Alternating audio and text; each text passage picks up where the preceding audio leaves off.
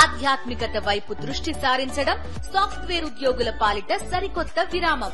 పూర్తి వివరాలకు చదవండి రేపటి సాక్షి దినపత్రిక. విజయవాడ ప్రజలు చంద్రబాబు వల్ల, ఆయన ప్రభుత్వం వల్ల, ఆయన తీసుకున్నటువంటి నిర్ణయాల వల్ల, బొడమేరు గేట్లు ఎత్తేయడం వల్ల, అర్ధరాత్రి ఆదేశాల వల్ల తమ జీవితాలు బురదలో కోరుకుపోయినందుకు, వరదల్లో కొట్టుకుపోయినందుకు, ప్రాణాలు పోయినందుకు చాలా సంతోషంగా ఉంది ఈరోజు విజయవాడ నగరం మొత్తం అని చంద్రబాబు నాయుడు గారిని ఉద్దేశించుతూ మీరు చెప్పినటువంటి పాట ఒక్కసారి రాష్ట్ర ప్రజలందరికీ ఒక లైన్ వినిపించిన తర్వాత ప్రసాద్ రెడ్డి గారితో మాట్లాడు. మీ మీద పాట రాశాను. చంద్రుడమా చంద్రుడా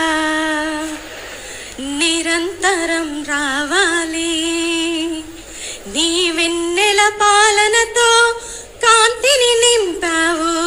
చంద్రుడమా చంద్రుడా నిరంతరం రావాలి, నీ వెన్నెల పాలనతో కాంతిని నింపావు. ఏఆర్ రెహమాన్ మ్యూజిక్ అంతకంటే వినలేదు, ఇంతకంటే ఇంకా చాలా ఉంది. సార్ ప్రసాద్ రెడ్డి గారు, ఈ రోజు ఇంతమంది జీవితాలు వరదలో బురదలో కూరుకుపోయిన తర్వాత ఇంకా వెన్నెలు రావాలి, ఈ గొప్పతనం పాడుకోనివ్వండి, ప్రచారం చేసుకోనివ్వండి. కానీ ఈరోజు డైవర్షన్ పాలిటిక్స్ అనే దాంట్లో చంద్రబాబు నాయుడు గారు దిట్టా అని చెప్పడానికి, ఎప్పుడో 4 ఏళ్ల క్రితం జరిగినటువంటి ఈ టీడీపీ ఆఫీసు పైన దాడికి కేసుకు సంబంధించి ఇంత పెద్ద విపత్తు జరిగి ఇంతమంది జీవితాలు ఈ విధంగా అల్లకల్లోలమయ్యి ఇన్ని ఇబ్బందులు పడుతున్న సమయంలో కూడా ఆ పోలీసు వ్యవస్థను అరెస్టులకు వాడుకున్నటువంటి విధానం చూస్తే ఏమనిపిస్తోంది? ఆ కవి హృదయం పొందిన అమ్మాయికి ఒక మాట చెప్పాలండి. యువతి, ఆమె చిన్న వయసు, ఆమె పెద్ద వయసు కాదు. నేను చూసాను వీడియో. చాణక్యుడు ఒక మాట చెప్తానండి, every Kingdom must end, every Kingdom will end, that is the destiny of every Kingdom అంటాడు. అంటే రాజుల ఉద్దేశించి ప్రతి రాజ్యానికి ఒక అంతం ఉంటుంది, అది వాటి యొక్క తలరాక, దాన్ని ఎవరు మార్చలేరు. ప్రతి పరిపాలనకు ఒక అంతం ఉంటుంది, ప్రతి పరిపాలన ఒక పాలకుడు అంతం ఉంటుంది. ఆయన నిరంతరం చంద్రబాబు వెలిగిపోవాలని ఆమె కోరుకోవచ్చు, తప్పులేదు. ఇప్పుడు మీరు అడిగిన ప్రశ్నకి సమాధానం ఏంటంటే, చంద్రబాబు నాయుడు అసలు ఏదో ఒకటి మాట్లాడటమే తప్ప ఆయనకి సెన్సిబుల్ గా మాట్లాడటం మర్చిపోయాడండి. గతంలో ఇందిరాగాంధీ గారు ఏం జరిగినా దేశంలో, ఇండియాలో ఏం జరిగినా సిఐఏ హస్తం అనేవాడు. ఇప్పుడు ఆంధ్రప్రదేశ్ లో ఏం జరిగినా జగన్ హస్తం, జగనే కారణం అంటూ కాలక్షేపం చేస్తున్నాడు. చంద్రబాబు నాయుడు పరిపాలన వచ్చి ఇప్పటికే 4 నెలలు అవుతుంది కదా. 4 నెలల్లో ఆయన ఏదైనా ఒకటి సరైన పాజిటివ్ నిర్ణయం ఏదైనా తీసుకున్నాడా? అంత నెగిటివిటీని బాగా వ్యాప్తి చేస్తున్నాడు, ప్రజల మీద దాడులు చేస్తున్నాడు, వైసీపీ కార్యకర్తల మీద దాడులు చేస్తున్నాడు, ప్రజలని భయకంపితులను చేస్తున్నాడు. ప్రజలనే కాకుండా పోలీసు యంత్రాంగాన్ని, అధికార యంత్రాంగాన్ని కూడా ఆయన నిర్వీర్యం చేసేసాడండి. మీరు ఐఏఎస్ ఐపీఎస్ ఆఫీసర్లు ఆఫీస్కి వచ్చి అటెండెన్స్ అయ్యాలి అంటే ఐఏఎస్ ఐపీఎస్లకే గతి లేకపోతే మన పరిస్థితి ఏంటని కింద స్థాయి ఉద్యోగస్తులు అనుకుంటారు కదా. ఖచ్చితంగా వాళ్ళు నిర్వీర్యం చేసేసి తన మాట వినేలాగా చెయ్యాలని ఆయన ప్రయత్నం చేస్తున్నాడు. ఈ ప్రాసెస్ నడుస్తున్న సమయంలోనే ఈ బుడమేరు వరద, కృష్ణానదికి వరద విజయవాడ వచ్చింది. చంద్రబాబు నాయుడు ఉపయోగించిన పాచిక లేకపోతే మంత్రం వల్ల పాలనా యంత్రాంగం నిశ్చేష్టితమై ఉన్న తరుణంలో ఈ సంఘటన జరిగిందండి. ప్రకృతి విపత్తు వచ్చింది. అందువల్ల ఏ నిర్ణయం తీసుకోవడానికి ఏ అధికారికి ధైర్యం చిక్కలేదు. అంత చంద్రబాబు నాయుడు త్వరితంగా నిర్ణయాలు తీసుకునే పరిస్థితుల్లో లేడు. దానివల్ల ఈ విపత్తు జరిగింది. ఇప్పుడు ఈయన ఆపరేషన్ బుడమేర అని మాట్లాడుతున్నాడండి. ఆపరేషన్ బుడమేర అంటే ఏం చేస్తాడంటే కొన్ని ప్రాంతాలు ఇల్లు ఖాళీ చేస్తాడా నాకు అనుమానమే.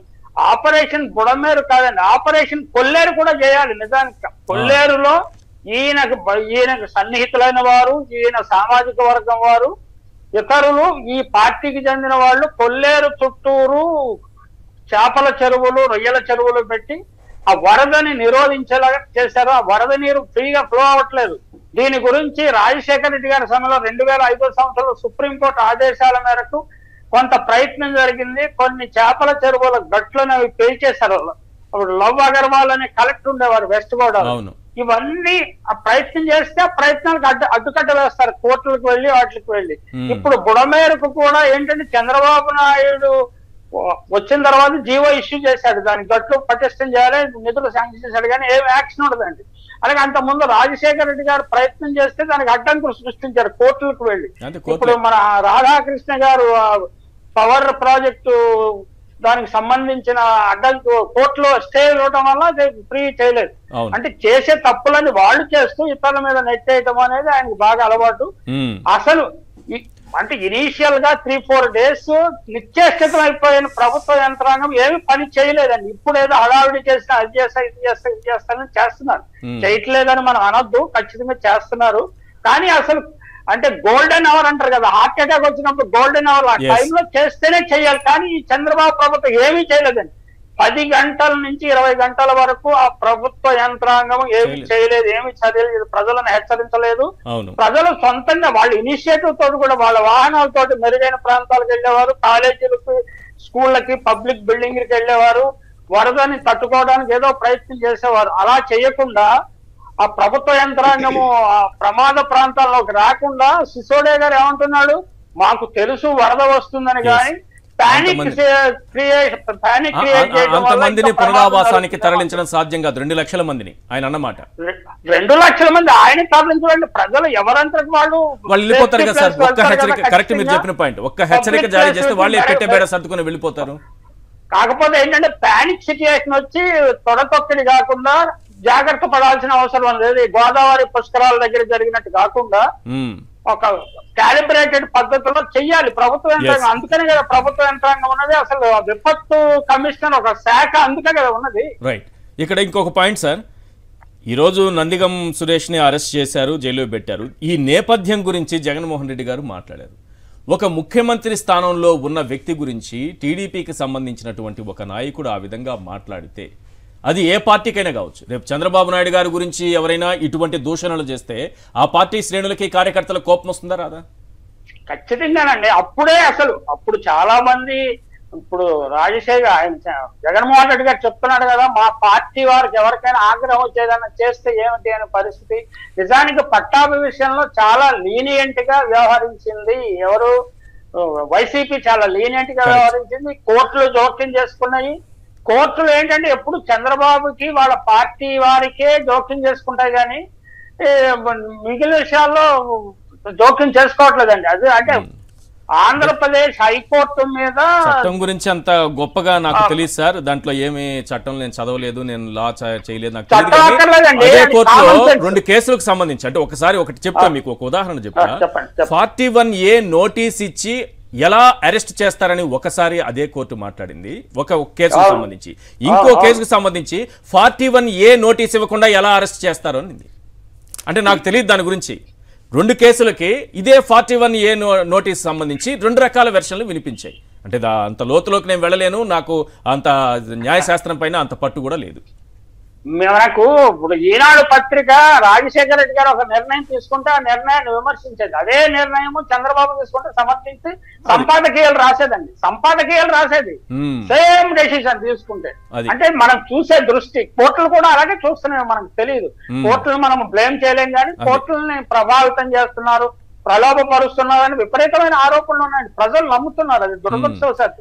కోర్టులు అంటే మనకు గౌరవం ఉంది, కానీ ప్రజల్లో, సామాన్య ప్రజల్లో కూడా ఇటువంటి గౌరవం లేకుండా ముఖ్యమంత్రిని, అంటే అధికారంలో ఉన్న ముఖ్యమంత్రిని బోస్డీకే అని తిడితే ప్రభుత్వ యంత్రాంగం ఏం చేయలేకపోయింది, ముఖ్యమంత్రి ఏం చేయలేకపోయారు. నేను మా మిత్రుల మధ్యలో విన్నాను, రాయలసీమ వాడిని అంటాడు, పౌరుషం ఉందంటాడు. జగన్మోహన్ రెడ్డి ఏం చేస్తున్నాడు, జగన్మోహన్ రెడ్డికి పౌరుషం లేదా వాడు ఆయనకి అని నన్ను విమర్శించారండి చాలా మంది. మీ ఫ్రెండ్కి చెప్పు, మీ ఫ్రెండ్కి చెప్పండి. మనం ఏం చెప్తామండి అది, అంటే అధికారులు ఉండే వాళ్ళకి కొన్ని రిస్ట్రైంట్స్ ఉంటాయి. నిజంగా ఆ రోజుల్లో ఆయన ప్రదర్శించిన సంయమనానికి కనీసం పార్టీ కార్యాలయంలో ప్రెస్ కాన్ఫరెన్స్ పెట్టారు కాబట్టి పార్టీ కార్యాలయం దగ్గరికి వెళ్ళి నిరసన తెలియజేయాలనుకున్నారు. అది నేను అనుకున్న భయంకరమైన తప్పుతో ఏం కదా, అక్కడ ఏమైనా వైలెన్స్ చేశారు, చట్టవిరోధమైన పని లేదని చేస్తే ఏ సెక్షన్ శిక్ష పెట్టండి. అసలు నందిగం సురేష్ ప్రాంతంలో లేనా అంటున్నప్పుడు ఆయన ఎలాగ అరెస్ట్ చేశారు, అంటే వేరే కేసులు అరెస్ట్ చేశారా? ఆయన బోర్డు వివాదాల్లో ఆయనకి సంబంధం లేదు, ఈ ఆఫీసు మీద దాడి చేసిన దాంట్లో ఆయనకు సంబంధం లేదు, అయినా కానీ ఆయన అరెస్ట్ చేశారు అంటే మరి ఆలోచన చేయాలి. రైట్.